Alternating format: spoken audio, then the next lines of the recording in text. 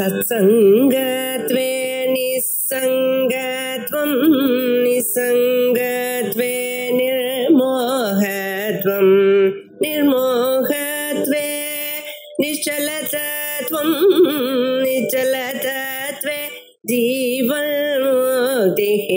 पुनरपि जननं पुनरपि मरणं पुनरपि जननी जठरे शयनम् इह संसारे बहुदुस्तारे कृपया पारे पाहि मुरा। मंगल श्लोकः। वागीशा अद्या सुमनसः सर्वार्थानामुपक्रमे यं नत्वा कृतकृत्या स्युः तं नमामि गजाननं। गुरुर्ब्रह्मा गुरुर्विष्णुः गुरुर्देवो महेश्वरः गुरुः साक्षात् परं ब्रह्म तस्मै श्री गुरवे नमः। सूर्यनारायणं वन्दे देवीं त्रिपुरसुन्दरीं गुरूनधिगतार्थांश्च निरन्तरमहं भजे। நாம இப்போ நியம விதியை பார்த்துட்டு இருக்கோம். யஸ்ச பக்ஷே அப்ராப்தமர்த்தம் நியமயதி சஹா நியம விதிஹி அப்படிங்கிற அந்த லட்சணத்தை பார்த்தோம். அதுக்கப்புறம் அந்த லட்சண சமன்வயத்தை பண்ணிருக்கோம். அங்க பண்ணும் பொழுது கடைசியா நம்ம இந்த விஷயத்தை பார்த்தோம். இந்த நியம விதி இல்லைன்னா, அதாவது விரீஹீன் அவஹந்தி அப்படிங்கிறதான இந்த விதி இல்லைன்னா நக விதலனாதி முதலிய உபாயாந்தரங்கள் வந்துடும். அப்படி மற்ற உபாயங்கள் வருமே ஆனால் அந்த பிரயோகத்துல அவஹரணம் அப்படிங்கிறதான இந்த உபாயம் வராத போயிடும். அப்படி வராத இந்த உபாயத்தை, அவஹரணம் என்கின்றதான உபாயத்தை வரும்படி செய்கின்ற விதி நியம விதிஹி விரீஹீன் அவஹந்தி அப்படிங்கிற விதி. இந்த விஷயத்தை நம்ம பார்த்தோம். சதிது அஸ்மின் விதௌ அவஹனனேனைவ வைதுஷ்யம் காரியம் இதி நியமே சதி விதலனம் சர்வாத்மனா நிவர்த்ததே இது நியம விதிஹி அயம். இதுவரையில் நம்ம பார்த்திருக்கோம். இதற்கு மேற்கொண்டு ஒரு சின்ன கேள்வி. நச்ச வைதுஷ்யஸ்ய நக விதலனேனாபி சம்பவாத் அவஹனன நியமஹ வியர்த்தஹ பிரயோஜனாபாவாத் இது வாச்சியம். நச்ச வாச்சியம். இப்படி கேட்கக்கூடாது. எப்படி கேட்கக்கூடாது? என்ன கேள்வி கேட்கக்கூடாது அப்படின்னு கேட்டா, நமக்கு இங்கே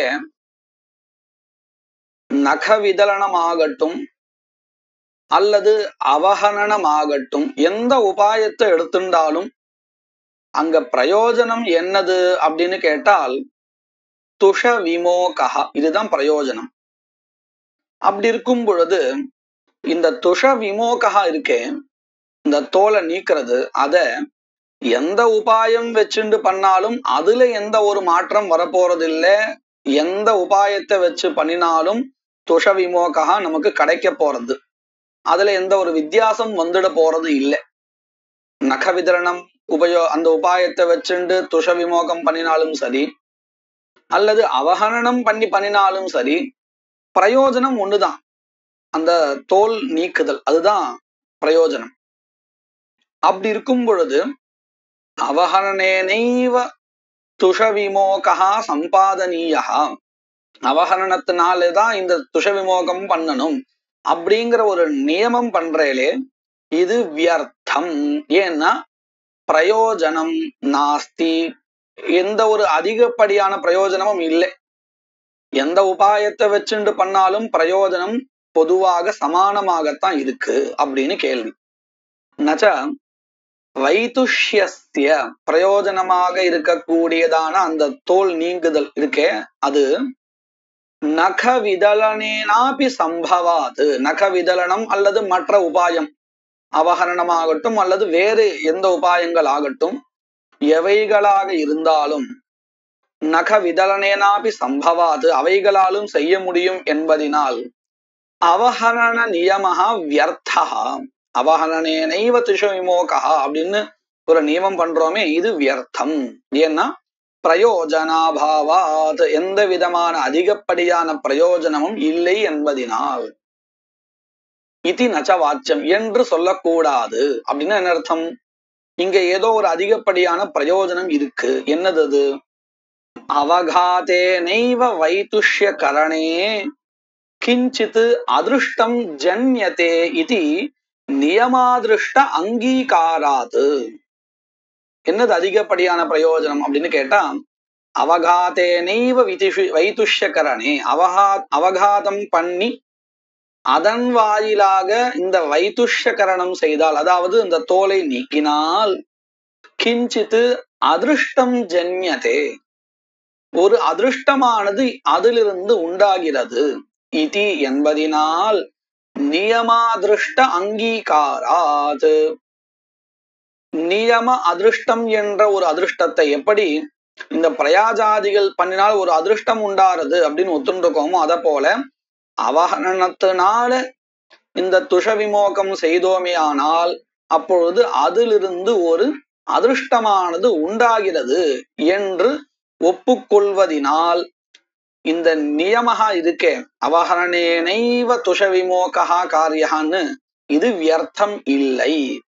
இது நாம சாமான்யமா லௌகிகத்துல கூட பார்க்கலாம். நாம எங்கேயாவது இந்த போலீஸ்களுடைய சல்யூட் எல்லாம் அடிக்கிறாளே, ஒவ்வொருத்தருக்கும் ஒவ்வொரு அளவு வச்சுட்டு இருக்கா. கைய நேவியில இருந்தா ஒரு மாதிரி வச்சுக்கணும், இப்படி எல்லாம் அளவு எல்லாம் இருக்கு. உள்ளங்கையை காமிக்கணும் அல்லது பாதி கையை காமிக்கணும், இப்படி எல்லாம் ஒரு நியமம் வச்சுட்டு இருக்கா. ஏன் வலது கையை வச்சுருந்தா சல்யூட் அடிக்கிறோம், இடது கையை வச்சுட்டு இல்ல. ஏன் இடது கையை வச்சுட்டு அடிச்சா என்ன ஆச்சு அப்படின்னு கேட்டோம்னா, அதுக்கு ஒண்ணு வச்சுட்டு இருக்கோம், ரூல் இப்படித்தான் பண்ணணும்னு இருக்கு. அதை நம்ம பின்பற்றினோமே ஆனால் அந்த ரூல்ஸை பின்பற்றினோங்கிற ஒரு அதிருஷ்டம் நமக்கு உண்டாகும் அப்படின்னு சாமான்யமா நம்ம சொல்றோம் இல்லையா. சாப்பிடுறது அப்படிங்கிறது நமக்கு தெரியும், இப்படி உட்கார்ந்து சாப்பிட்டால் நமக்கு அது நல்லது, உட்கார்ந்து சாப்பிடணும், நின்றுட்டு சாப்பிடக்கூடாது, இதெல்லாம் நியமங்கள் நமக்கு தெரியும். சாப்பிட்டால் பசி தீரும்னு தெரியும், ஆனால் உட்கார்ந்து சாப்பிட்டால் அது நல்லது, நின்றுட்டு சாப்பிட்டால் அது தோஷா, இது நமக்கு தெரியாது இல்லையா. அப்ப நம்ம உட்கார்ந்து சாப்பிடணும் அப்படின்னு சொல்றது நியமா, உட்கார்ந்துதான் சாப்பிடணும். இப்படி நம்ம சாமான்யமா லௌகிகத்திலே கூட சில நியமங்களை பின்பற்றோம். அப்படி இருக்கும் பொழுது இங்கே இந்த அவஹரணத்தை வச்சுண்டு பண்ணினால் மட்டும்தான் அந்த அதிருஷ்டம் வரும். வேற உபாயங்களை வச்சுண்டு பண்ணினால் வராது. வருங்கிறதுக்கு எது பிரமாணம்? வேதம்தான் பிரமாணம். ஏன்னா விரீஹின் அவஹந்தின்னு மெனக்கட்டு உபாயங்கள் நிறைய இருக்கும் பொழுது அவஹரணம் என்கின்றதான ஒரு உபாயத்தை விதிக்கிறது இல்லையா, அதிலிருந்தே நமக்கு தெரியறது அவஹரண பண்ணி துஷ விமோகம் பண்ணினால் மட்டும்தான் அந்த அதிருஷ்டம் உண்டாகும், இல்லைன்னா உண்டாகாது அப்படிங்கிறது தெரியாது. அப்போ இந்த நியம ஜன்யமான அதிருஷ்டத்துக்கு எது பிரமாணம்னு கேட்டா விரீஹி நவஹந்திங்கிற அந்த ஸ்ருதி வாக்கியம்தான் பிரமாணம். நியமேன திருஷ்ட காரிய அலாபே அபி அதிருஷ்டஸ்ய உற்பத்தேஹே, இந்த நியமஹா இருக்கே, அதாவது அவஹரணத்தினாலதான் துஷ விமோகம் பண்ணணும் அப்படின்னு, அதுல இருந்து நமக்கு திருஷ்டமான பிரயோஜனம் புதுசா ஒண்ணும் இல்லை. அதாவது வேற உபாயத்தை எடுத்துட்டாலும் கூட, நக விதரணமோ யந்திரமோ ஏதாவது ஒரு உபாயத்தை எடுத்துட்டாலும் கூட திருஷ்டமான பிரயோஜனம், நேரடியாக நமக்கு தெரியக்கூடிய பிரயோஜனம் எல்லாம் ஒண்ணுதான், வித்தியாசம் இல்லை. ஆனால் அவஹரணத்தினால துஷ விமோகம் பண்ணும் பொழுது அதிருஷ்டம் என்கின்றதான இன்னொரு பிரயோஜனம் உற்பத்தி ஆகிறது. மற்ற உபாயங்கள் எடுத்துட்டால் இது கிடைக்காது. நியமேன திருஷ்ட காரிய அலாபே அபி, திருஷ்ட காரியம் வேறு ஒன்றும் கிடைக்காத பொழுதிலும் கூட அதிருஷ்டஸ்ய உற்பத்தே, அதிருஷ்டம் உற்பத்தியாவதனால் அதை செய்ய வேண்டியது. தச்ச அபூர்வம் யாகோத்பத்தியபூர்வத்வாரா பலாபூர்வே உபயுஜ்யதே. நம்ம அடுத்த ஒரு கேள்வி கேட்போம். இந்த அவஹரண நியமத்தினால ஒரு அதிருஷ்டம் உண்டாகிறதுன்னு சொன்னோமே, அந்த அதிருஷ்டம் வேண்டாம், எனக்கு அதை விட ரொம்ப சுலபமா யந்திரத்துல போட்டா ரொம்ப சீக்கிரமா கிடைச்சிடுறது, அந்த அதிருஷ்டம் எனக்கு வேண்டாம் அப்படின்னு நம்ம சொல்லக்கூடாது. ஏன்னா அந்த அதிருஷ்டம் நமக்கு உபயோகப்படுறதாக இல்லை. இந்த அவகரண நியமத்தினால உண்டாகக்கூடிய அபூர்வமானது உற்பத்தி அபூர்வ துவாரா பலாபூர்வத்துக்கு உபயோகப்படுறது. அப்போ இப்படி நாம அனுஷ்டானம் பண்ணலேன்னா, அதாவது அவகரணம் பண்ணி துஷவிமோகம் பண்ணலேன்னா, இதுல இருந்து வரக்கூடியதான நியமாதிருஷ்டம் வராது, நியமாபூர்வம் வராது. அது வரலன்னா உற்பத்தி அபூர்வத்துல ஒரு வைகுண்யம் வந்துடும், ஒரு குறைவு ஏற்பட்டுடும். உற்பத்தி அபூர்வத்துல ஒரு குறைவு ஏற்பட்டால் அதிலிருந்து வரக்கூடியதான பலாபூர்வம் இருக்கே, அதுலயும் ஒரு குறைவு ஏற்படும். அப்போ இந்த அவகரண ஜன்யமான நியமாதிருஷ்டம்னு நாம எதை சொல்றோமோ அதை நாம வேண்டாம்னு சொல்லிட்டோம்னா அதனுடைய பாதிப்பு எங்க வரும்னு கேட்டா பலாபூர்வத்துல வரும். பலாபூர்வத்துல வந்தால் பலம் உண்டாகாது. அப்ப நாம இத வேண்டாம், நான் ரொம்ப சுலபமான வழியை தேர்ந்தெடுத்துக்கிறேன்னு சொல்ல முடியாது. அவகரணம் பண்ணிதான் துஷவிமோகம் பண்ணணும்னு சொல்லி கொடுத்தால் அப்படித்தான் பண்ணணும். தச்ச அபூர்வம், அதாவது நியமஜன்ய அதிருஷ்டம் யாக உற்பத்தி அபூர்வ துவாரா பலாபூர்வே உபயுஜ்யதே தேனா நியமாபூர்வ அபாவே. நாம அவகரணம் பண்ணாத வேற உபாயத்தை எடுத்திருந்தால் நியமாபூர்வம் கிட்டாது. அப்படி கிட்டாத போது என்ன ஆயிடும்? நியமாபூர்வ அபாவே பலாபூர்வமேவ ந உற்பத்தியதே, பலாபூர்வமே உற்பத்தி ஆகாத போயிடும். இதி என்பதினா இதி கல்பனாது என்று சாஸ்திரத்தின் வழியாக சாஸ்திரத்தில் காட்டிய வழியில் இப்படி ஒரு ஏற்பாடு செய்யப்பட்டுள்ளதுனால கல்பனாது நியமாபூர்வஸ்ய ந வையர்த்தம், நியமாபூர்வம் வியர்த்தம் அப்படின்னு சொல்லக்கூடாது. இது இங்க மட்டும் இல்லை, எங்கெங்கெல்லாம் இந்த மாதிரியான நியம விதியை ஒத்துக்கிறோமோ அங்க எல்லா இடத்துலயும் இப்படித்தான் பிரக்கிரிய அப்படிங்கிறத சொல்றதுக்காக ஒரு உதாரணம் சொல்றார். ஏவம் சோமக்கிரயாதி நியமே அபி போத்தியம். சோமக்கிரயாதி நியமே என்ன அர்த்தம்? சோமயாகத்துல சோம லதாவை பிழிஞ்சு ரசத்தை எடுத்துன்னு தான் அதை திரவியமா வச்சுட்டு யாகத்தை பண்றான். அதற்கு சோம லதா வேணும். அந்த சோமலதாவை நாம தானா எடுத்துக்கலாம் முடியாது, கிரயணம் பண்ணிக்கணும். நாம சில திரவியங்களை கொடுத்து அதை வாங்கிக்கணும். அப்படி வாங்கும் பொழுது அதை வாங்குறதுக்குன்னு சில திரவியங்கள் விதிக்கப்பட்டிருக்கு.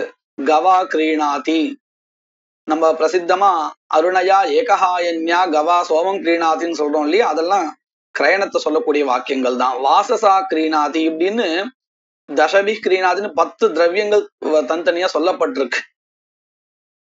அப்போ நமக்கு ஒரு கேள்வி கேட்கலாம், இந்த 10 கொடுத்துதான் ஏன் வாங்கணும்? வேற ஏதாவது கொடுத்து ரொம்ப, அதாவது நம்ம யார்கிட்ட வாங்குறோமோ அவனுக்கு எது திருப்தியை தருமோ அதையே கொடுத்து வாங்கலாமே.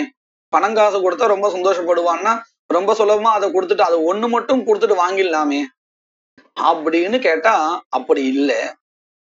இந்த 10 பொருட்களால வாங்கணும்னு சொல்லப்பட்டிருக்கா, அப்படித்தான் வாங்கணும். அப்படி வாங்கினாதான் அதுல நியமாதிருஷ்டம் ஏற்படும். அதனால விதிக்கப்பட்ட திரவியங்களை வச்சுட்டுதான் நாம அந்த சோமக்கிரயணத்தை பண்ணணும். ஏவம் சோமக்கிரயாதி நியமே அபி போத்தியம். இதுவரையில் நியம விதி விசாரா. இப்போ மூணாவதாக இருக்கக்கூடியதான பரிசங்கியா விதி, அதனுடைய லட்சணம் என்னது? துவயோஹோ சமுச்சித்ய பிராப்தௌ இதர நிவೃತ್ತಿ ஃபலகஹ விதிஹி பரிசங்கியா விதிஹி. யதா சயன பிரகரணே இமாம கிருப்ணன் ரசனாமிருதஸ்ய இதி அஸ்வாபிதானீம் ஆதத்தே இதி அஸ்வரசனாகிரஹணாங்கத்வேன மந்திர விதிஹி. துவயோஹோ சமுச்சித்ய பிராப்தௌ அப்படின்னு என்ன அர்த்தம்? 2 ஒரு இடத்துல சேர்றது. இப்படி 2 சேரும் பொழுது அந்த 2த்துல 1 நிவர்த்தி பண்ணி விடுறது, ஒதுக்கி விடுறது பரிசங்கியா விதி அப்படின்னு இதனுடைய லட்சணம். துவயோஹோ 2களுடைய சமுச்சித்ய பிராப்தோ சேர்ந்து கிடைக்கும் பொழுது அந்த 2ல் 1 ஒதுக்குவது பரிசங்கியா விதி. இதற்கு உதாரணமாக எடுத்துட்ட இடம் இமாம கிருப்ணன் ரசனாமிருதஸ்ய அப்படிங்கிற ஒரு மந்திரம். இந்த வாக்கியம் இப்படி இருக்கு. இந்த மந்திரத்துக்கு அப்புறம் விநியோஜக வாக்கியம் இருக்கு. இதி அஸ்வாபிதானி மாதத்தே அப்படின்னு. இது நீண்ட வாக்கியமா ஒண்ணு படிச்சோம்னா எப்படி இருக்கும்? இமாம கிருப்ணன் ரசனாமிருதஸ்ய இத்யஸ்வாபிதானி மாதத்தே அப்படின்னு ஒரு வாக்கியம். இந்த வாக்கியத்துல ஆரம்பத்துல இமாம கிருப்ணன் ரசனாமிருதஸ்ய அப்படின்னு ஒரு அம்சம் இருக்கு இல்லையா? இது மந்திரத்தினுடைய ஒரு பகுதி. அந்த பகுதியை சொல்லி என்று இதி என்று அஸ்வாபிதானி மாதத்தே. இது எப்படி இருக்கும்? நம்ம லௌகிகமா ஒரு உதாரணம் பார்க்கிறதா இருந்தால், சுக்லாம் வரதரம் என்று சொல்லி விநாயகருக்கு நமஸ்காரம் செய்ய வேண்டும், கொட்டிக்க வேண்டும் அப்படின்னு தான் ஒண்ணு சொல்லுவோமா இல்லையா? அதுல நம்ம என்ன பண்ணுவோம்? அந்த மொத்த ஸ்லோகத்தையும் சொல்லாத ஸ்லோகத்தினுடைய ஒரு பகுதியை எடுத்துட்டு அடையாளமா வச்சுண்டு அதை வச்சுட்டு நாம பண்ண வேண்டிய காரியத்தை விநியோகத்தை சொல்லுவோம். சுக்லாம் வரதம் என்று நமஸ்காரம் செய்ய வேண்டியது. இப்போ நமஸ்காரம் செய்ய வேண்டியதுங்கிறத விநியோக, அந்த மந்திரத்தை நமஸ்காரத்துல நம்ம விநியோகம் பண்றோம். இப்படித்தானே லௌகிகத்துல சொல்றோம். அதே மாதிரியான ஒரு வாக்கியம் தான் இது. இமாம கிருப்ணன் ரசனாமிருதஸ்ய அப்படிங்கிறது ஒரு மந்திரத்தினுடைய ஒரு சின்ன பகுதி. அதனுடைய ஒரு பகுதியை எடுத்து சொல்லி இதி என்று அஸ்வாபிதானி மாதத்தே. அஸ்வ அபிதானி, அபிதானின்னு சொன்னா இந்த கழுத்துல கட்டக்கூடியதான கயிறு,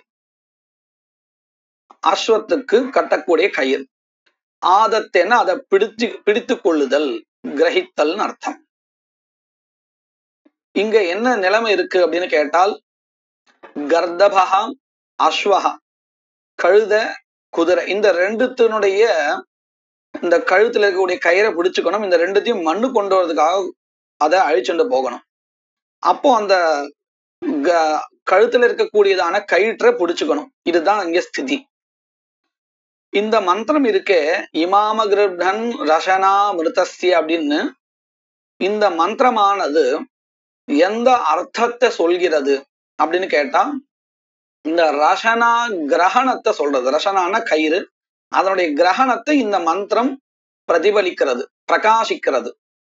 சரி, இப்ப நம்ம வெறுமனே மந்திரத்தை பார்த்தோம்னு சொன்னா இது அந்த கயிற்றை பிரகாசிக்கிறதுங்கிறதுனால அஸ்வரசனாதானே கர்தபரசனாதானே, ஆதானம், தானேன்னா ஆதானேன்னு அர்த்தம் சேர்த்து சொல்லிட்டு இருக்கேன்.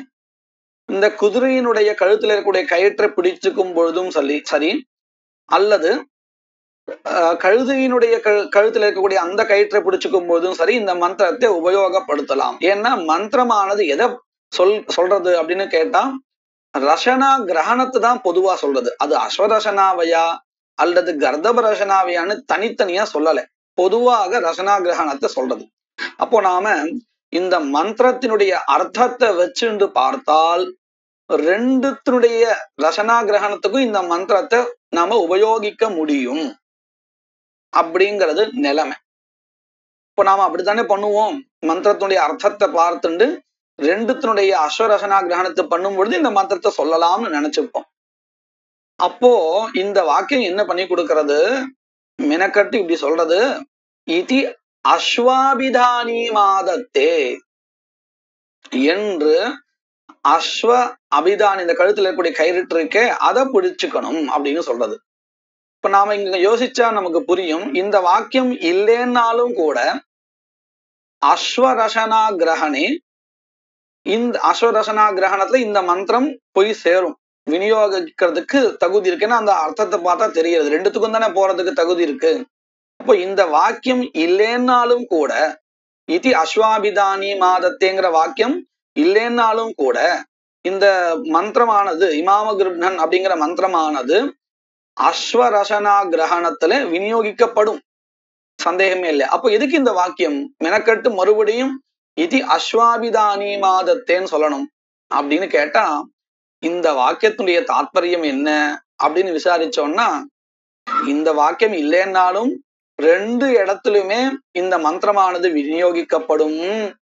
ஆனால் இந்த வாக்கியம் மெனக்கட்டு இத்தியஸ்வாபிதானின்னு சொன்னதுனால கர்தபரசனாகிரகணே மந்திரஹா நாஸ்தி தூஷ்ணீம் கர்த்தவ்யா அப்படின்னு தெரிகிறது. இந்த மந்திரம் இந்த வாக்கியம் இல்லைன்னாலும் இந்த மந்திரமானது ரெண்டு இடத்துலயும் வரும். ரெண்டு இடத்தையும் வரையும் சொன்னா அஸ்வரசனாகிரகணத்திலையும் வரும், கர்தபரசனாகிரகணத்திலையும் வரும். மெனக்கட்டு இந்த வாக்கியம் இத்தி அஸ்வாபிதானி மாதத்தே அப்படின்னு சொன்னதுனால நமக்கு என்ன தெரிகிறது? இந்த வாக்கியம் அஸ்வரசனாகிரகணத்தை சொல்லும் பொழுது இந்த மந்திரம் விநியோகிக்கப்படட்டும் அப்படின்னு சொல்றதுக்காக வரல. ஏன்னா இது இல்லாமலே கிடைக்குமே. அப்போ எதுக்காக வந்தது இது? இந்த வாக்கியத்தினுடைய தாத்பரியம் என்ன அப்படின்னு கேட்டா, அஸ்வரசனாகிரகணத்துல மட்டும்தான் இந்த மந்திரம் வரணும், இன்னொன்னு இருக்கே கர்தபரசனாகிரகணம் அங்க கிடையாது அப்படின்னு சொல்றதுக்காக வந்தது. அதத்தான் நம்ம என்ன சொல்றோம், துவயோஹோ சமுச்சித்ய பிராப்தௌ இதர நிவೃತ್ತಿ பலகா. இங்க நமக்கு எப்படின்னு பாருங்க, இந்த மந்திரமானது அஸ்வரசனாகிரகணத்திலையும் வந்தது, கர்தபரசனாகிரகணத்திலையும் வந்தது அங்கமாக. அப்படி ரெண்டுத்திலையும் வரும் பொழுது இதர நிவೃತ್ತಿ பலகமாக எந்த வாக்கியம் வந்தது? இத்யஸ்வாபிதானி மாதத்தே அப்படிங்கிற இந்த வாக்கியம் வந்தது. இது என்னத்தை சொல்லி கொடுத்தது? கர்தபரசனாவுல இந்த மந்திரஹா விநியோகிக்க கூடாது. அப்போ இந்த வாக்கியத்திற்கு தாத்பரியம் எங்க அப்படின்னு கேட்டா, அஸ்வரசனாவுல இந்த மந்திரம் விநியோகிக்கப்படணும் அப்படிங்கிற தாத்பரியம் இல்லை. ஏன்னா இந்த வாக்கியம் இல்லைன்னாலும் அது கிடைக்கிறது. அப்போ இந்த வாக்கியத்துக்கு எதுல தாத்பரியம்? இதர நிவೃತ್ತௌ தாத்பரியம். கர்தபரசனாகிரகணே மந்திர விநியோக நிவೃತ್ತௌ தாத்பரியம். அப்போ இதர நிவೃತ್ತಿ பலகமாக இந்த விதி இருக்கு. அப்படி இருந்தால் அதற்கு பரிசங்கியா விதின்னு பெயர். துவயோஹோ சமுச்சித்ய பிராப்தௌ இதர நிவೃತ್ತಿ பலகः விதிः பரிசங்கியா விதிः யதா சயன பிரகரணே இமாம கிருப்ணன் ரசனாமிருதஸ்ய இதி அஸ்வாபிதானி மாதத்தே இதி. இதுவரையில் ஒரு விநியோஜக வாக்கியம். எதிரிலிருந்து எதுவரையில்? இமாம கிருப்ணன் ரசனாமிருதஸ்யேத்யஸ்வாபிதானி மாதத்தே இதுவரையில் விநியோக விதி. இதி அஸ்வரசனாகிரகணாங்கத்வேன மந்திர விதிஹி ஏதத்வித்யபாவேஹி. இந்த விதி இல்லைன்னா என்ன ஆயிருக்கும்? ரசனாகிரகண பிரகாசகா மந்திரஹ ரசனாதான பிரகாசன சாமர்த்திய ரூபாத் லிங்காத் அஸ்வரசனாதானே இவ கர்தபரசனாதானேபி நியமேன பிராப்னுயாத். இந்த விதி இல்லைன்னா என்ன ஆயிருக்கும் அப்படின்னு கேட்டால், ரசனாகிரகண பிரகாசகா மந்திரஹா, இந்த மந்திரமானது இந்த ரசனாகிரகண பிரகாசமா, இந்த கயிற்றை பிடிச்சுக்கிறோம் இல்லையா, அதை பிரகாசனம் பண்ணக்கூடியதா இருக்கு. அதனால ரசனா ஆதான பிரகாசன சாமர்த்திய ரூபாத்து லிங்காத்து. லிங்கம்னா என்னன்னு நம்ம பின்னாடி சொல்ல போறோம். சப்தகத சாமர்த்தியம்னு சொல்ல போறோம். மந்திரத்துல அந்த சப்தங்களுடைய சாமர்த்தியம் எங்க இருக்குன்னு கேட்டா ரசனாதான பிரகாசனத்துல இருக்கு. அந்த சாமர்த்தியாத்து லிங்காத்து என்ன ஆகும்? அஸ்வரசனாதானே இவ, அஸ்வரசன அந்த குதிரையினுடைய கழுத்துல இருக்கக்கூடியதான கயிற்றை பிடித்து கொள்ளும் பொழுது சொல்லுகின்ற மந்திரத்தை போல, அந்த இடத்துல விநியோகிக்கப்பட்ட மந்திரத்தை போல கர்தபரசனாதானே அபி, கழுதையினுடைய அந்த கழுத்துல இருக்கக்கூடியதான கயிற்றை பிடித்து கொள்ளும் பொழுதும் கூட நியமேன பிராப்னுயாது, இந்த மந்திரமானது தானாகவே அர்த்தத்தை வச்சுண்டு போய் சேர போறது, விநியோகிக்கப்பட போகிறது. ஆனால் சதிது அஸ்மின் விதோ, இந்த விதி இருக்கும் பட்சத்தில், இத்யஸ்வாபிதானி மாதத்தே என்கின்றதான இந்த விதியானது இருக்கும் சமயத்தில், அனேன மந்திரேனா, அதாவது இமாம கிருப்ணன் ரசனாமிருதஸ்ய என்ற மந்திரத்தினால் அஸ்வரசனாமேவ ஆததீதா, அஸ்வரசனாவை கிரகணம் பண்ணும் பொழுது மட்டும்தான் இந்த மந்திரத்தை சொல்லணும். நது கர்தபரசனாதானே, கர்தபரசனாதானம் சொல்லும் பொழுது இந்த மந்திரம் சொல்ல வேண்டியது அல்ல. சாது தூஷ்ணீமேவ கிராஹ்யா, அதாவது கர்தபரசனாவை பிடித்துக் கொள்ளும் பொழுது மந்திரம் இல்லாமல் அமந்திரகமாக சொல்ல வேண்டியது கர்த அப்படின்னு இந்த வாக்கியம் நமக்கு சொல்லி கொடுக்கிறது. அப்போ இந்த வாக்கியத்துக்கு எங்க தாத்பரியம்? கர்தபரசனாயாம் மந்திர நிவத்திர் பவதி இதி. அப்போ இந்த கர்தபரசனா கிரகணே மந்திர நிவத்தௌ ஏவ அஸ்ய வாக்கியஸ்ய தாத்பர்யம். அதனால என்ன ஆச்சு? இது துவயோஹோ சமுச்சித்ய பிராப்தௌ, இரண்டு இடங்களில் சேர்ந்து இந்த மந்திரமானது விநியோகிக்கப்படுகையில் துவயோஹோ சமுச்சித்ய பிராப்தௌ இதர நிவிருத்தி பலகத்வாத், இந்த இரண்டில் ஒன்றிலிருந்து இந்த மந்திரத்தை நிவிருத்தி செய்வதை பலமாக கொண்டிருப்பதினால் அயம் இந்த விதியானது பரிசங்கியா விதி எனப்படுகிறது. ஏவம் பஞ்ச பஞ்சநகாஹ பக்ஷ்யாஹ இத்யாதாவபி போத்தியம். இதை போலவே பஞ்ச பஞ்சநகா பக்ஷ்யாஹ என்ற இடத்திலும் பரிசங்கியா விதியை தெரிந்து கொள்ள வேண்டியது. அப்படின்னா என்னது? நமக்கு புராணங்கள்ல இப்படி சொல்லி கொடுக்கப்பட்டிருக்கு. பஞ்ச பஞ்சநகா பக்ஷ்யாஹ பிரம்மக்ஷத்ரேண ராகவா சசக சல்லகி கோதா கட்கி கூர்மோத பஞ்சமஹா அப்படின்னு மாம்சம் சாப்பிடுபவர்களுக்கு இந்த 5 சாப்பிடலாம்னு விதிக்கப்பட்டிருக்கு. அப்படின்னு சொன்னா என்ன அர்த்தம்? இந்த பஞ்ச பஞ்சநகாஹ பக்ஷ்யாஹ அப்படிங்கிற வாக்கியத்துக்கு எங்கே தாத்பர்யம் அப்படிங்கறது பார்க்கணும். மாம்சம் சாப்பிடணும்னு நினைக்கிறவன் 5 நகங்களை கொண்ட 5 மிருகங்களுடைய லிஸ்ட் இங்க கொடுக்கப்பட்டிருக்கு இல்லையா, பட்டியல். அதுலயும் பிரவர்த்திப்பான். அதை தவிர்த்து இருக்கக்கூடியதான மற்ற மிருகங்களுடைய மாம்சாகாரத்திலையும் பிரவர்த்திப்பான். அப்படி இருக்கும் பொழுது இந்த ஸ்மிருதியானது என்ன சொல்லி கொடுக்கிறது? இப்படி பிரவர்த்திப்பவன் தன்னுடைய ஸ்வேச்சையா, தன்னுடைய ஆசையினால், மாம்சம் சாப்பிடணும்னு ஆசையினால் பிரவர்த்திப்பவனுக்கு இந்த 5 சாப்பிடலாம். பஞ்ச பஞ்சநகாஹ பக்ஷ்யாஹ அப்படிங்கிறது இந்த வாக்கியம் சொல்லி கொடுக்கிறது. அப்போ நமக்கு இதுல இருந்து என்ன தெரிகிறது? பஞ்ச பஞ்சநகாதிரிக்த பிராணினாம் பக்ஷணம் ந கர்த்தவியம்னு தெரிகிறது. அதாவது இந்த 5 மிருகங்கள் சொல்லப்பட்டிருக்கே, 5 நகங்களை கொண்ட 5 மிருகங்கள், இவைகளை தவிர்த்து மற்ற மிருகங்களை சாப்பிடக்கூடாது அப்படின்னு இந்த வாக்கியம் நமக்கு வலியுறுத்துறது. ஆனா வாக்கியத்தை பாருங்க, வாக்கியம் எப்படி இருக்கு? பஞ்ச பஞ்ச நகாஹா பக்ஷ்யாஹா அப்படின்னு தான் இருக்கு. இந்த வாக்கியத்தின் நேரடியான அர்த்தம் என்னது? 5 நகங்களை கொண்ட 5 மிருகங்களை சாப்பிட வேண்டும் அப்படின்னு இருக்கு. இங்க எங்கேயாவது இந்த வாக்கியத்துல இதை தவிர்த்து மற்ற சாப்பிடக்கூடாதுன்னு இருக்கா அப்படின்னு கேட்டா இல்ல. அப்போ எப்படி இந்த வாக்கியத்துக்கு இப்படி அர்த்தம் பண்றேன் அப்படின்னு கேட்டா பாருங்க, இந்த வாக்கியம் இல்லைன்னு வச்சுப்போம். பஞ்ச பஞ்சநகாஹா பக்ஷ்யாஹான்னு வாக்கியம் இல்லைன்னாலும் கூட அவன் இதையும் சேர்த்தான சாப்பிட போறான். யாருக்கு மாம்சம் சாப்பிட்றதுல விருப்பம் இருக்கோ அவன் 5 நகங்களை கொண்ட 5 மாம்சங்களையும் சாப்பிடுவான். அதை தவிர்த்து மற்ற மாம்சத்தையும் சாப்பிட்டுதான் போறான். அப்போ இந்த வாக்கியம் இந்த 5 நகங்களை கொண்ட 5 மிருகங்களை சாப்பிடணும் அப்படின்னு சொல்றதுல அது தாத்பரியம் கொண்டிருக்கல. அதுக்காக இந்த வாக்கியம் வரல. இந்த வாக்கியம் இல்லைன்னா அவன் சாப்பிடதான் போறான். அப்போ எதுக்காக வந்தது இது? இதை தவிர்த்து மற்றதை சாப்பிடக்கூடாது அப்படிங்கிறத சொல்றதுக்காக வந்தது. நம்மளே கூட சட்டுன்னு குழந்தை ஒரு சாப்பிடக்கூடாத பொருளை கேட்கறான். நம்ம கோபத்துல என்ன சொல்லிடுறோம்? இதை சாப்பிட்றதுக்கு நீ விஷம் சாப்பிடலாம் அப்படின்னு சொல்லிடுறோம். இந்த வாக்கியத்துடைய தாத்பரியம் வேற. ஆனா வாக்கியத்தை மட்டும் பார்த்து இந்த வாக்கியத்துடைய அர்த்தம் என்ன அப்படின்னு பார்த்தோம்னா ரெண்டும் விபரீதமா இருக்கும். இப்ப பாருங்க, விஷம் சாப்பிடலாம் அப்படின்னு சொன்னா அந்த வாக்கியத்துடைய அர்த்தம் என்னது? நீ விஷம் சாப்பிடுன்னு அர்த்தம். ஆனா சொன்னவர்களுடைய தாத்பரியம் என்ன அப்படின்னு கேட்டோம்னா விஷம் சாப்பிடுங்கிறது தாத்பரியம் இல்லை.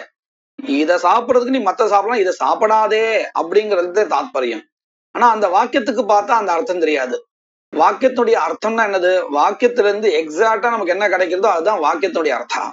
தாத்பரியங்கிறது அப்படி இல்லை. அது நம்மளுடைய உள் உணர்வு வச்சுட்டு நாம சொல்லக்கூடியதை புரிஞ்சுக்கிறது. ஆனா ரெண்டுத்துக்கும் வித்தியாசம் இருக்கு. அத போல பஞ்ச பஞ்சநகா பக்ஷ்யாஹா அப்படிங்கிற அந்த வாக்கியத்துடைய அர்த்தத்தை பார்த்தா நமக்கு என்ன தெரியாது? 5 நகங்களை கொண்ட 5 பிராணிகளை சாப்பிடு அப்படின்னு தெரிகிறது. வாக்கியத்திலிருந்து பார்த்தா நேரடியான அர்த்தம் இப்படி தெரிகிறது. ஆனா தாத்பரியம் அது இல்லை.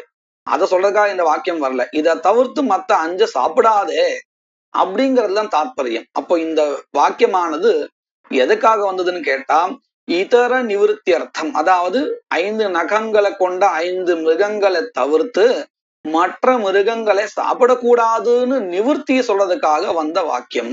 அதனால இதுவும் பரிசங்கியா விதி அப்படின்னு இந்த கிரந்தத்துல இதையும் உதாரணமா காமிச்சிருக்கா. ஏவம் பஞ்ச பஞ்சநகா பக்ஷ்யாக இத்தியாதாவபி போத்தியம்.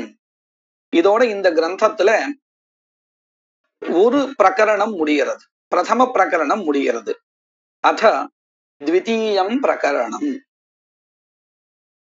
ஸ்ருத்யாதி ஷட் பிரமாணானி. ஸ்ருதி முதலிய 6 பிரமாணங்கள். இந்த 6 பிரமாணங்கள் எதற்காக வந்தன அப்படின்னு கேட்டா, நாம ஏற்கனவே விநியோக விதி அப்படின்னு ஒண்ணு பார்த்திருக்கோம். அதாவது அங்காங்கி பாவத்தை சொல்லக்கூடிய விதி விநியோக விதி. நாம இதுக்கு உதாரணமா எதை பார்த்தோம் அப்படின்னு சொன்னா தத்னா ஜுஹோதி அப்படிங்கிறத பார்த்தோம். தத்னா ஜுஹோதி, ஹோமத்தை உத்தேசிச்சு ததி என்கின்றதான திரவியம் இங்கே விதிக்கப்படுகிறது அங்கமாக. இதுல ஹோமஹா அங்கி, ததி அங்கம். இப்படி இந்த அங்காங்கி பாவத்தை சொல்லி கொடுத்தது எந்த விதி இந்த இடத்துல அப்படின்னு கேட்டா விநியோக விதி அப்படின்னு நம்ம பார்த்திருக்கோம். இந்த விநியோக விதிக்கு 6 பிரமாணங்கள் உபகாரம் பண்றதாக இருக்கின்றன. அதாவது இந்த 6 பிரமாணங்களை வச்சுண்டு நாம அங்காங்கி பாவத்தை நிர்ணயம் பண்ணலாம்.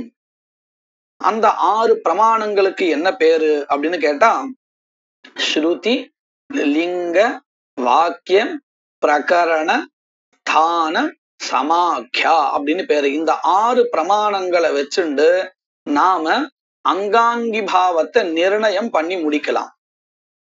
அதைத்தான் நம்ம இப்ப மேற்கொண்டு பார்க்க போறோம். பூர்வம் தர்ஷபூர்ணமாச அங்கத்துவம் பிரயாஜாதீனாம் உக்தம்.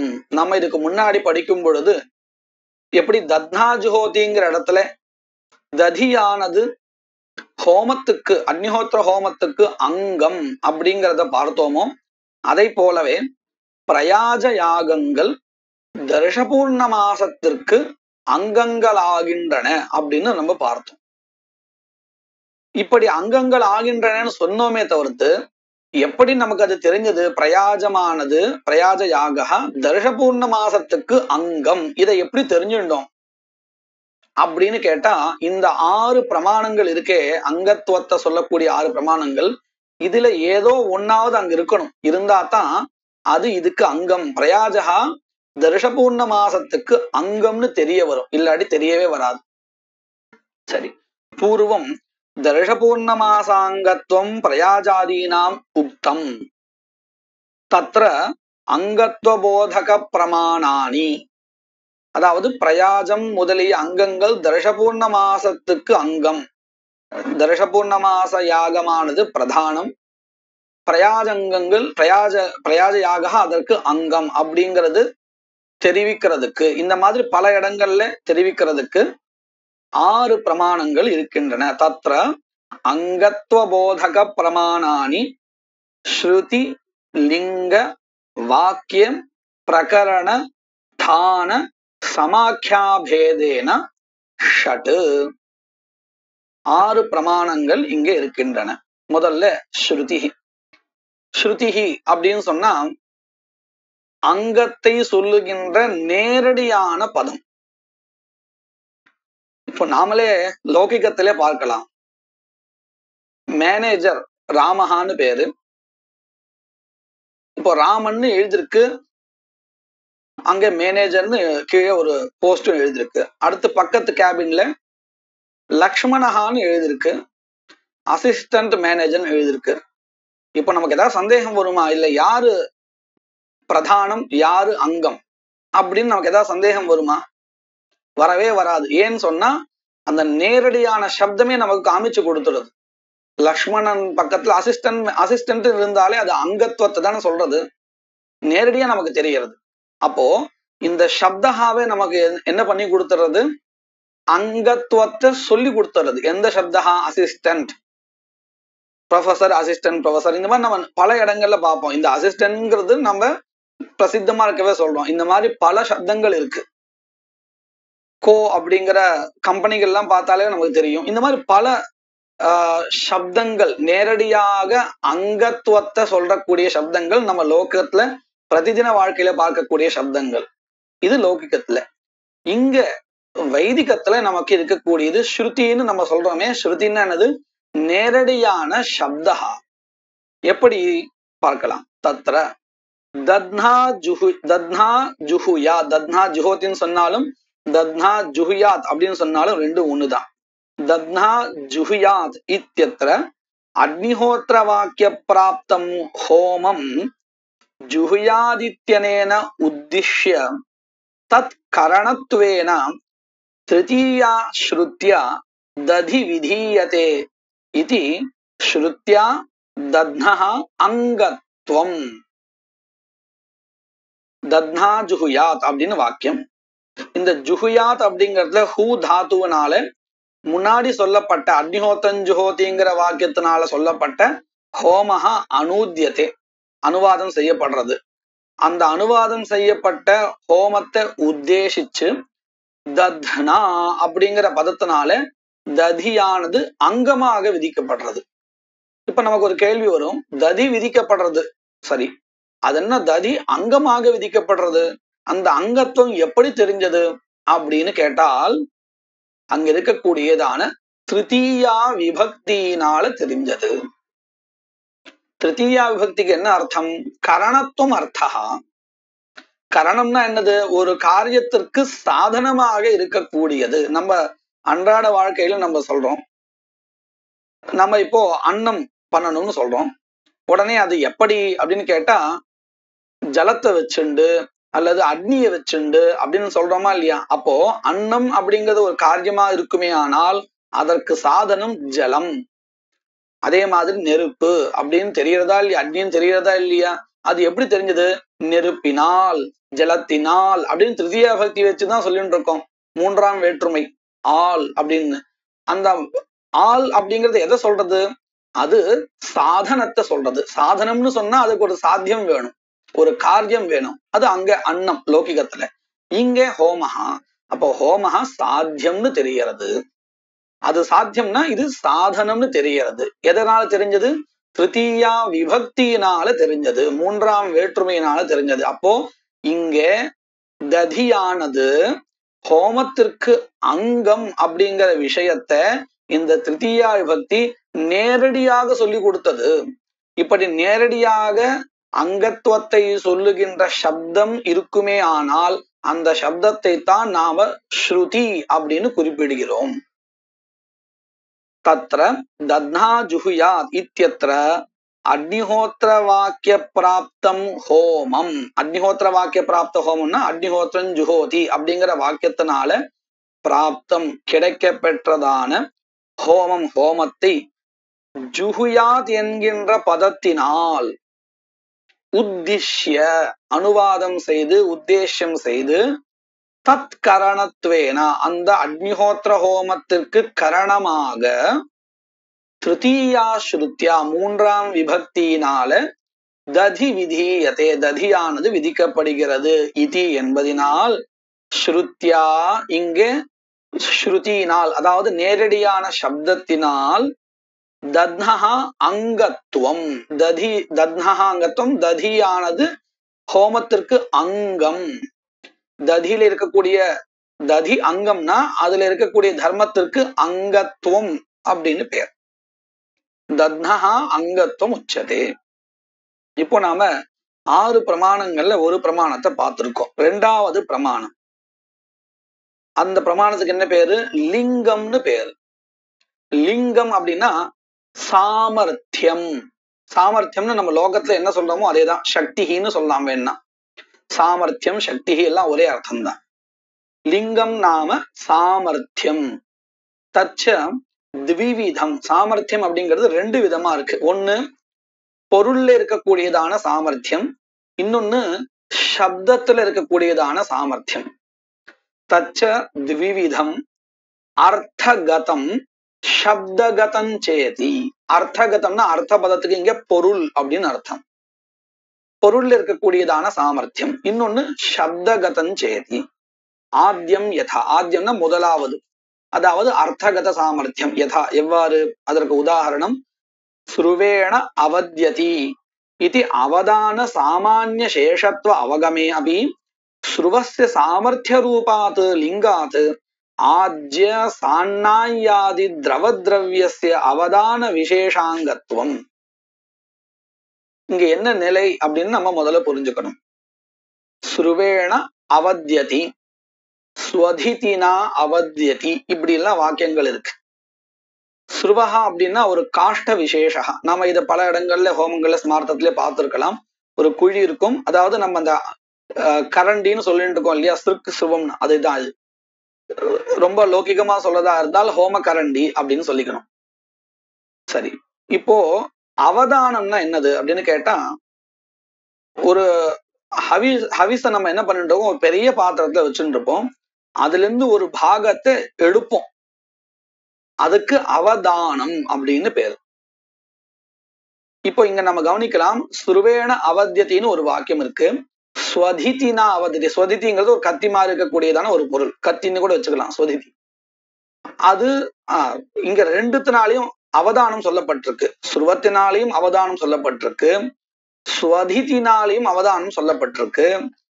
சரி, ஆனா அவதானம் எந்த அவதானம்னு சொல்லப்படல. அதாவது அங்க திரவியங்கள் நிறைய விதமா இருக்கு. உதாரணத்துக்கு ஆஜ்யம் இருக்கு, சான்னாயம் இருக்கு. சான்னாயம்னா ததிபய, அதுவும் இருக்கு. அதே மாதிரி பசுனுடைய மாம்சமும் இருக்கு, அல்லது புரோடாசங்கள் முதலிய கனீபூதமான பிஷ்டம் அதுவும் இருக்கு. இப்போ எதனால எதை அவதானம் பண்றது அப்படின்னு கேள்வி கேட்டா நாமளே என்ன சொல்லுவோம், இந்த திரவமாக இருக்கக்கூடியதை, இந்த ஹோமக்கரண்டின்னு சொல்லக்கூடியதான ஸ்ருவம், ஹோமக்கரண்டின்னு நான் ரொம்ப புரியறதுக்காக லௌகிகமா சொல்றேன், இந்த ஸ்ருவத்தினால அவதானம் பண்ணலாம். ஏன் அப்படின்னு கேட்டா நம்ம என்ன சொல்லுவோம், அதுல குழி இருக்கும், அது ஆஜ்யத்தை எடுக்கிறதுக்கு சமர்த்தனா இருக்கும் அப்படின்னு சொல்லுவோம். அதே மாதிரி ஸ்வதிதியோ அல்லது மற்ற எதுவோ அது எதுக்கு உபயோகப்படும், மாம்ச அவதானம் பண்றதுக்கோ அல்லது புரோடாச அவதானம் பண்றதுக்கோ அது சமர்த்தமா இருக்கும். இப்படின்னு நாமளே ஒரு முடிவு பண்ணுவோமா இல்லையா? எதை வச்சு முடிவு பண்ணணும், அந்த சாமர்த்தியத்தை வச்சுண்டு, அந்தந்த பொருள்ல இருக்கக்கூடியதான சாமர்த்தியத்தை வச்சுன்னு தானே முடிவு பண்றோம். இதுதான் அர்த்தகத சாமர்த்தியம்.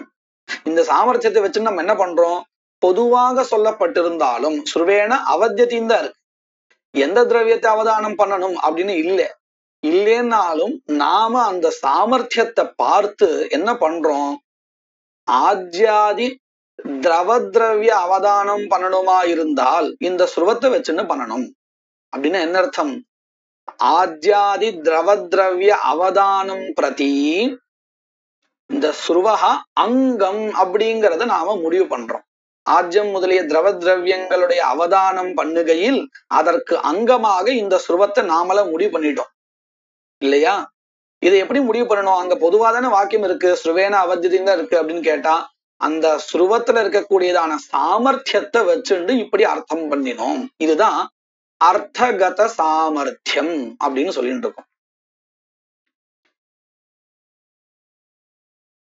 ஆத்யம் யதா ஸ்ருவேண அவத்யதி இதி அவதான சாமான்ய சேஷத்துவ அவகமே அப்படி. இந்த வாக்கியத்துல ஸ்ருவேண அவத்யத்தின்னு தான் இருக்கு, அவதானத்துக்கு இந்த ஸ்ருவமானது அங்கம்னு தெரியறது வாக்கியத்துல இருந்து. ஆனா எந்த அவதானத்துக்குன்னு இல்லை, அதனாலதான் இங்க எப்படி எழுதியிருக்கான், அவதான சாமான்ய சேஷத்துவ அவகமேபி. அவதானத்துக்கு இது அங்கம், அது தெரியறது, ஏதோ ஒரு சாமான்யமான அவதானம் அப்படின்னு அர்த்தம்.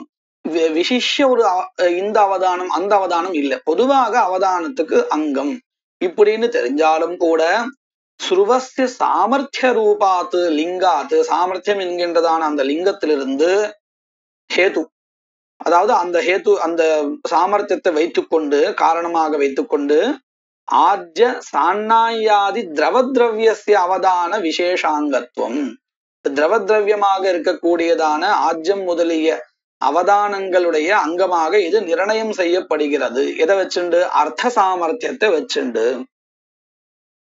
ஸ்ருவேன புரோடாசாதி அவதானஸ்ய கர்த்தும் அசக்கியத்துவாத், ஸ்ருவத்தை வச்சுண்டு புரோடாசம் முதலிய கனிபூதமான பதார்த்தங்களுடைய திரவியங்களுடைய அவதானம் பண்ண முடியாது. அதுக்கு இது சமர்த்தனா இல்லை. அப்படிங்கிறதுனால இது முதல் ஒரு விதமான சாமர்த்தியம் இருக்கே. முதல் விதம் என்னது? அர்த்தகத சாமர்த்தியம். அதற்கு இது உதாரணம். சப்தகதம் து லிங்கம் அர்த்த பிரகாசன சாமர்த்தியம். இப்ப கூட நம்ம கொஞ்ச நேரம் முன்னாடி பார்த்தோம், இந்த இமாம கிருப்ணன் ரசனாமிருதஸ்ய அப்படிங்கிற மந்திரமானது 2 ரசனா கிரகணத்துக்கும் போய் சேரும். அப்படி சேரும் பொழுதுதான் இந்த வாக்கியம் இதர நிவர்த்தியை பண்றது, இத்தியஸ்வாபிதானி மாத்தேன்னு விளக்கினோம். அதுல முதல்ல நம்ம சொன்னோமே, இந்த மந்திரம் 2த்துக்கும் போய் சேரத்துக்கு வாய்ப்பு இருக்குன்னு. அதை எதை வச்சு சொல்றோம்னா, அந்த பதங்கள் பொதுவான ரசனா கிரகணத்தை பிரகாசனம் பண்றதுக்கு சமர்த்தமா இருக்கு அப்படிங்கிறத வச்சுண்டு, அது லிங்கத்தை வச்சுருந்தா முடிவு பண்றோம். சப்தகத சாமர்த்தியத்தை வச்சுண்டுதான். அதே மாதிரிதான் இங்கே உதாரணம் சொல்றான். அக்னஜே துவாஜுஷ்டன் நிர்வபாமி. இப்போ இதுல அக்னஜே துவாஜுஷ்டம் அப்படின்னு வாக்கியம் இருக்கு. இந்த மந்திரம் இந்த மந்திரம் எதற்கு அங்கம் அப்படின்னு கேட்டா, ஓரளவுக்கு நமக்கு சாமானிய ஞானம் இருந்தா போதும், உடனே சட்டுன்னு சொல்வோம், நிர்வாபத்திற்கு இந்த மந்திரம் அங்கம் அப்படின்னு சொல்லுவோம். எதை வச்சு முடிவு பண்ணோம்? இந்த மந்திரமானது நிர்வபாமின்னு நிர்வாபத்தை பிரகாசம் பண்றதுனால இந்த மந்திரமானது அதற்கு அங்கம்னு நமக்கு தெரிஞ்சிடும், சாமான்யமா தெரியும். இப்ப நாமளே ரொம்ப சுலபமா ஒரு இடத்துக்கு போயிட்டு இருக்கோம். அந்த இடத்துல ஒரு பாராயணங்கள் நடந்துட்டு இருக்கு, ஏதோ ஸ்தோத்திரங்கள்லாம் படிச்சுட்டு இருக்கா. என்ன ஸ்தோத்திரம் படிக்கிறா அப்படின்னு தெரியல, எந்த சுவாமியினுடைய பூஜை பண்றா அப்படிங்கிறது நமக்கு தெரியல. நம்ம காதுல அவ சொல்றது மட்டும் விழறது. விஸ்வம் விஷ்ணு ஷட்காரஹா பூதபவி அப்படின்னு காதுல விழறது. உடனே சட்டுன்னு நம்ம என்ன சொல்லுவோம், அங்க விஷ்ணு சஹஸ்ரநாமம் படிச்சுட்டு இருக்கான்னா அங்க விஷ்ணு தேவதாவுடைய பூஜை நடந்துட்டு இருக்கு அப்படின்னு முடிவு பண்ணுவோம். எதை வச்சு பண்ணினோம் அப்படின்னு கேட்டா, அந்த மந்திரத்துடைய அர்த்தத்தை வச்சுண்டு. ஏன்னா அந்த மந்திரமானது விஷ்ணு தேவதையை பிரகாசனம் பண்றது. அப்போ விஷ்ணு தேவதையை பிரகாசனம் பண்ணக்கூடிய மந்திரங்களை வச்சுண்டு யாரும் சிவனை பூஜை பண்ண போறதில்லை. ஏன்னா அதுக்கும் தனியா மந்திரங்கள் இருக்கு. அப்போ நாமளே முடிவு பண்ணிடும். எதை வச்சு முடிவு பண்ணணும்? அந்த மந்திரங்கள் இந்த தேவதையை பிரகாசனம் பண்றதுக்கு தான் சாமர்த்தியம் கொண்டதா இருக்கு. அப்போ அங்க அந்த தேவதை தான் அங்க பூஜை பண்ணப்படுறது அப்படின்னு முடிவு பண்ணுவோமா இல்லையா? அதே மாதிரிதான் இங்கேயும் அக்னயேத்வா ஜுஷ்டம் நிர்வபாமி அப்படின்னு சொன்னா, இந்த மந்திரமானது எதற்கு அங்கம் அப்படின்னு கேட்டா, நிர்வாபகத்துக்கு அங்கம் இல்ல, வேற எதுக்கும் அங்கம்னு சொல்லுவோமா? கண்டிப்பா சொல்ல மாட்டேன். நிர்வபாமின்னு நேரடியா அங்க அந்த கிரியாவே தெரியறது.